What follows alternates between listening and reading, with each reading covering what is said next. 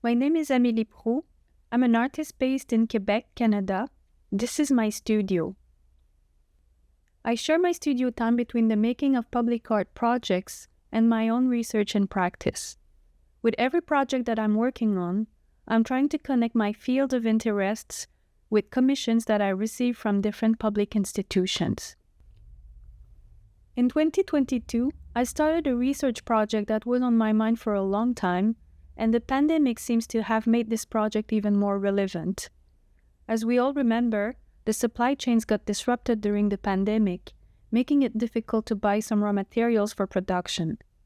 It became clear to me at that time that I had to figure out ways to become more self-sufficient and local.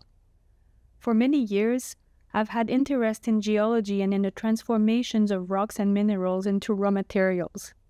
This was the opportunity for me to explore the landscape surrounding me in search of its transformative potential.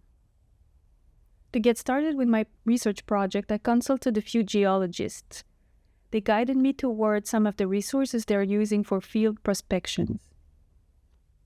One of the tools they suggested is an online interactive map called CGEON, which gives a global overview of all past and present prospections or mining sites known in the province of Quebec. This website turned out to be extremely useful to establish a list of sites where I could potentially find rocks and minerals that could be turned into raw materials for my clay and glazes. In my research, I focused my attention on rocks and minerals that are often used in ceramics such as dolomite, quartz, and talc. I carefully archived all important information in a document, GPS coordinates, and name of owners of sites to ask for permission if the sites were on private land. Throughout the spring, summer, and fall of 2022, I visited close to 100 sites in different regions of the province of Quebec. In every visited site, I gathered samples of rocks with my hammer and chisels and took pictures or videos of the sites to have a reminder in case I wanted to go back there. At the same time as I was gathering rocks and minerals on site, I was also busy in my studio archiving and testing each sample before and firing at 1230 degrees Celsius. After a first test firing, I proceeded to another series of tests where I crushed rocks and incorporated them in my porcelain in a first test style, on my porcelain in a second test style, and in a transparent glaze on a third test style. This allowed me to assess the potential of each rock and mineral in different circumstances. At some point through this process, the fired rock themselves became very attractive to me. Through the firing process, some rock changed color dramatically, some expanded like a cake cooking in an oven, some melted completely, and others disintegrated a few hours or days after the firing.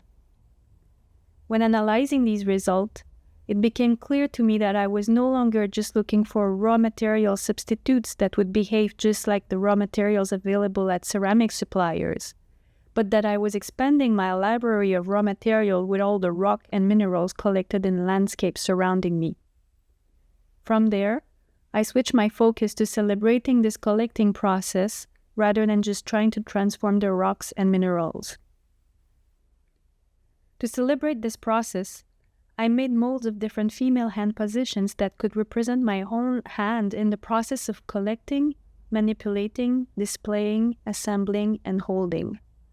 Once bisque fired, these hands were assembled with different rock and mineral specimens that I thought were particularly interesting after their first test firing.